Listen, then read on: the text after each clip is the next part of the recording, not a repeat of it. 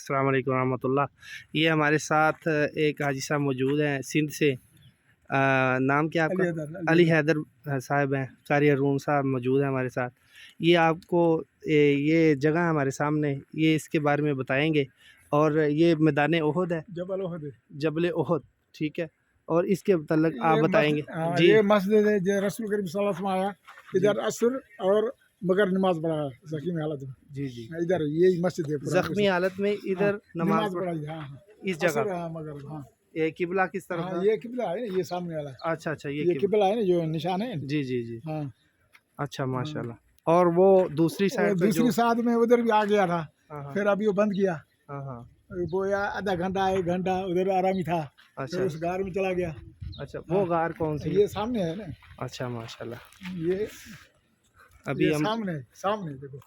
अच्छा सामने ये बंद पड़ा है। अच्छा, वो सामने जो जो आदमी जाता ना, ये पोल नज़र आ रहा है आपको, और ये सामने आप देखें माशाल्लाह, ये वही गार नज़र आ रही है सामने जहाँ नबी पाक सल्लल्लाहु अलैहि वसल्लम रुके थे। ये बिल्कुल सामने ये गार है जहाँ पर नबी पाक रुके थे। अल्लाह अकबर कबीरा। ये माशाल्लाह सऊदी अरब के छोटे छोटे बच्चे,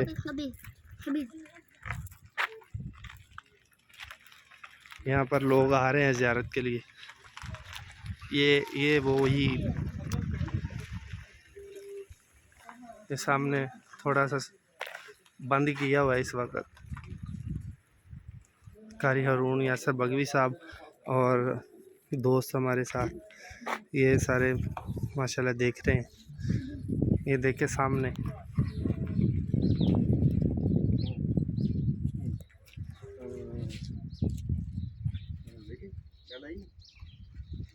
अल्लाह अकबर। ये आप देख रहे हैं माशाल्लाह, ये वो गार नज़र आ रही है, बिल्कुल जूम करके दिखा रहा हूँ आपको। ये वाला